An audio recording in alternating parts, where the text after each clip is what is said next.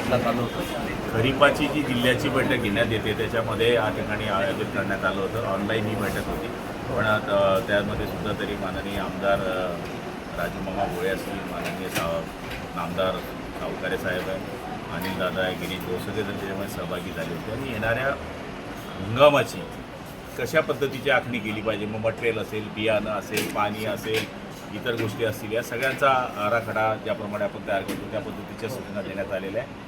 मटेरियलची परिस्थिती कशी आहे, बियाण्याची परिस्थिती काय आहे, शेतकऱ्यांनी काय काळजी घेतली पाहिजे, कशा पद्धतीचा पाण्याचा वापर झाला पाहिजे, अशी सार्वभौम चर्चा या ठिकाणी करण्यात आली. काही निर्णय झाले का या बैठकीत? या बैठकीमध्ये निर्णय असे घेण्यात आले की जवळपास 15 भरारी पथकं या ठिकाणी कलेक्टरांच्या अध्यक्षतेखाली त्यांनी नेमलेले आहे की जे तालुका स्तरावर जातील आणि त्या ठिकाणी कुठल्याही आमदाराकडे तो नंबर असेल आणि ज्या ठिकाणी असं वाटतं की इथे लिंकिंग होते, बियाणं मटेरियल प्रॉब्लेम आहे, जागेवर त्याचा निर्णय घेण्यात येईल. त्याचबरोबर या ठिकाणी अशा पद्धतीच्या सूचना देण्यात आलेल्या आहे की वायफळ पाणी कुठे सोडण्यात येऊ नये, पिण्याच्या पाण्याची काळजी घेण्यात यावी. त्याचबरोबर प्रत्येक हॉस्पिटलमध्ये या ठिकाणी उष्माघाताच्या बाबतीमध्ये बेड राखीव करण्यात यावे, असे बरेच निर्णय या ठिकाणी घेण्यात आलेले. आणि लिंकिंगच्या बाबतीमध्ये सुद्धा 3 प्रकारची जी लिंकिंग होत असते, राज्य स्तरावर असेल किंवा एजंटच्याद्वारेच असेल, होलसेलरच्या बाबतीमध्ये असेल, त्या लिंकिंगच्या बाबतीमध्ये सूचना देण्यात आलेल्या आहे. आणि मला तरी असं वाटतं की रेशीम उद्योगाच्या माध्यमातून आपण बघतो की आदरणीय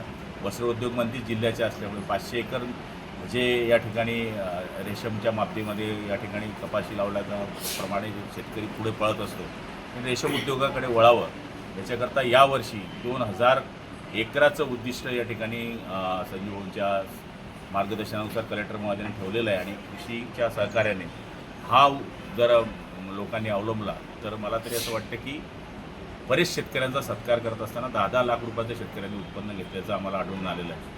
त्यामुळे फक्त कापसावर, सोयाबीनवर न अवलंबून राहता इतर पिकांवर या ठिकाणी अल निनो येतो आहे, त्यामुळे शेतकऱ्यांनी कधी पीक लावावं ह्यासुद्धा सूचना करण्यात आल्या. हो, भरारी पथकांची नेमणूक होते, खताचा तुटवडा निर्माण केला जातो आणि जे दुकानदारांकडून त्यांचा जोड काहीतरी दुसरं खत घ्यायला लावतं. आता आपल्याला 56,000 मला वाटते याची गरज आहे आणि आपल्याकडे 48,000 सध्या साठा उपलब्ध आहे आणि 5,500 या 2-3 दिवसामध्ये उपलब्ध होईल. म्हणजे आत्ताचा जर म्हटलं तर कृषी अधिकारी आणि जिल्हाधिकाऱ्यांनी घेतलेल्या माहितीनुसार आणि सांगितलेल्या माहितीनुसार आपल्याकडे साठा पूर्ण आहे. शेतकऱ्यांनी अफवांवर बळी पडू नये.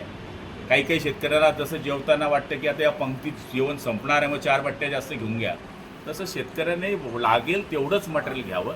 विनाकारण एक्स्ट्रा साठा केला तर साहजिक मग तुटवडा होईल, मग लिंकिंग होईल. त्यामुळे जेवढं लागतं आहे तेवढं शेतकऱ्यांनी घेतलं तर एक प्रकारे ते देशकार्यच आहे, आपल्या भावालाच मदत आहे. त्यामुळे शेतकऱ्यांनी ते सांभाळावं अशी विनंती आहे. मोदींनी सेंद्रिय खताकडे वळण्याचं आवाहन केलेलं आहे. जिल्ह्यामध्ये काय परिस्थिती